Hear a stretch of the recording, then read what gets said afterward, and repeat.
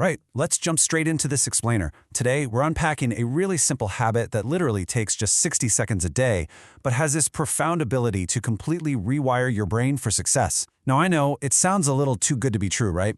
But as we go through the source material today, you're going to see exactly how taking just 1 minute to put pen to paper can totally transform your focus, dial down your stress, and unlock a whole new level of clarity. To kick things off, let me ask you kind of a wild question. Who do you think was the most powerful person on Earth 2,000 years ago? Think about it for a second. Back then, the Roman Empire was the ultimate global superpower, hands down. And while kings ruled over individual kingdoms, the Roman emperor ruled over all those kings. So, the Emperor of Rome was undeniably the most powerful human being alive. Specifically, we're talking about Marcus Aurelius, who is widely considered one of the greatest emperors in history. But here's the thing, what made him so uniquely powerful wasn't his massive army, it was actually a secret habit he practiced every single day. So, here is our roadmap for today. We're going to cover 1. The Great Emperor's Secret. 2. The Neuroscience of Journaling. 3. Control and Gratitude.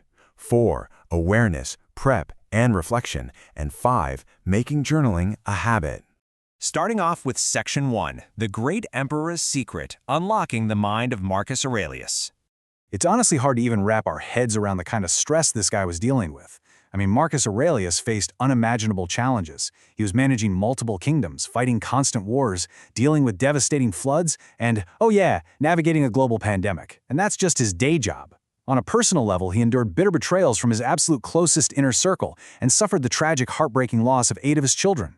Yet despite all of this immense pressure and grief, he was famous for maintaining incredible mental resilience. He stayed calm, he made incredibly wise decisions, and he stood really strong as this unshakable leader. So how on earth did he do it? Well, his secret was remarkably simple. It was a daily habit of journaling. No matter how wildly busy he was or what wars he was actively fighting, he made time to write his thoughts down in a private notebook. He used it to manage his ego, process his anger, and really confront his fears. And what's so cool about this is that he never, ever intended for anyone else to read it. But 2,000 years later, those totally private journal entries were compiled into this legendary text called Meditations. And today, that very book is read by leaders like Bill Clinton and Steve Jobs to help them become better decision makers. Moving on to Section 2, The Neuroscience of Journaling, and How Writing Rewires the Brain. Okay, so the actual physical change that happens in your brain the second you start writing is fascinating. When you put pen to paper, your prefrontal cortex, which is the area responsible for focus, clarity, and logical decision-making, literally lights up and activates. And at the exact same time, your amygdala, which is basically the fear and stress center of your brain, dramatically calms down.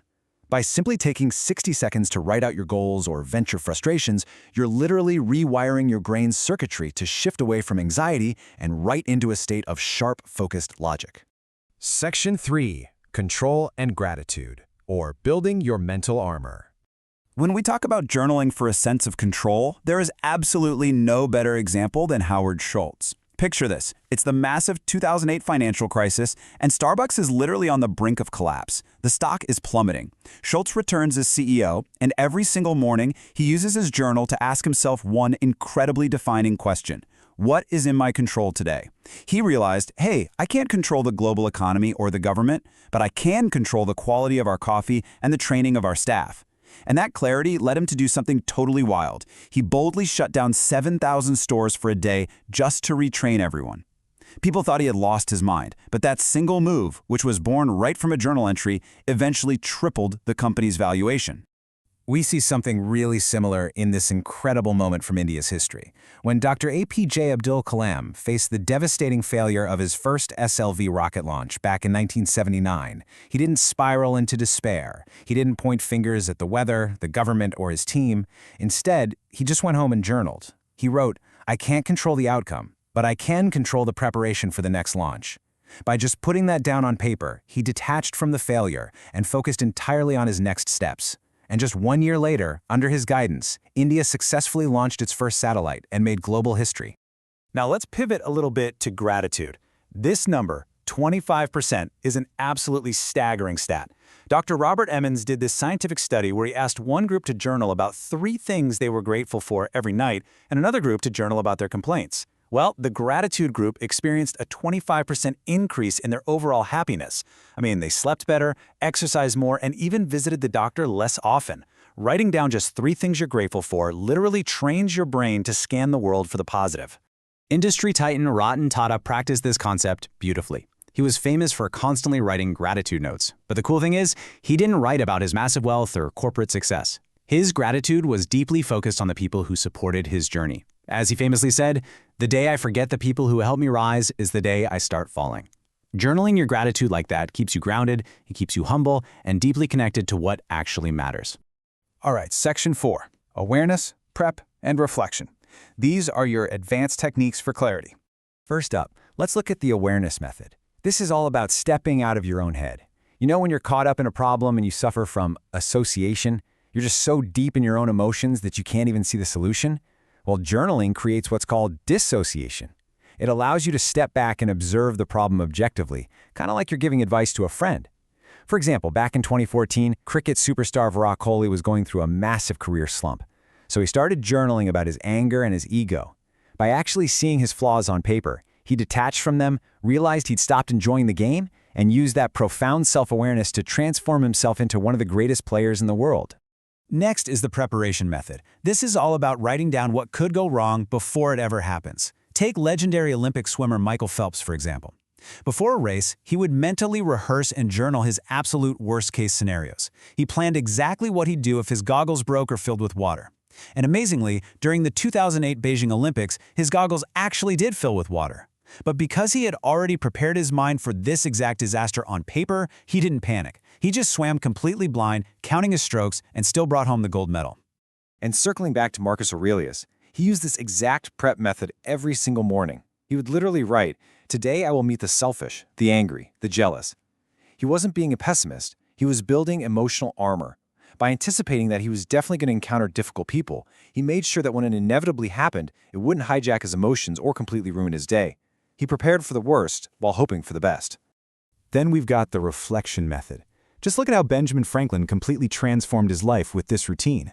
When he was just 20 years old, he made this tiny notebook listing 13 essential human virtues, things like humility and a good temper. And every single night, he took a minute to evaluate his daily actions against those steps. He'd ask himself, what did I do well today? And what can I do better tomorrow? That relentless, honest daily reflection is what helps turn him from a broke apprentice into one of history's greatest inventors. Now, if all of these structured methods feel a little too rigid for you, you can always just rely on the random brain dump method. This is actually a huge favorite among a lot of creatives and billionaires. There are absolutely no rules and no formatting required here. You just dump your messy, chaotic thoughts onto the paper exactly as they pop into your head. This immediately reduces friction and just stops you from overthinking. The core philosophy here is simple but really powerful. Your brain is built for creating ideas, not for storing them. So by dumping all that clutter onto a page, you free up massive amounts of mental bandwidth. Finally, Section 5, making journaling a habit. Getting this from theory into daily practice. To truly lock in this 60-second routine, you really need to understand how habits are actually formed. The source material highly recommends diving into these 3 proven books: The Miracle Morning, Atomic Habits, and The Power of Habit. These books give you the perfect frameworks for taking a tiny action, like writing for just 1 minute, and making it as automatic as brushing your teeth. Because, look, knowing the science is great, but applying it consistently is where the real transformation happens. So I want to leave you with a bit of a challenge today. What is one goal you want to achieve right now? Don't wait for tomorrow morning, and don't wait until you buy the perfect little notebook. Can you grab a piece of paper right now, or even just open the Notes app on your phone and take exactly 60 seconds to write down one specific goal you want to achieve, or just one simple thing you're grateful for today? Just 1 minute. That is literally all it takes to start rewiring your brain, calming your amygdala, and taking control of your focus. Give it a try and see the clarity it brings. Thanks for joining me on this explainer, and keep exploring.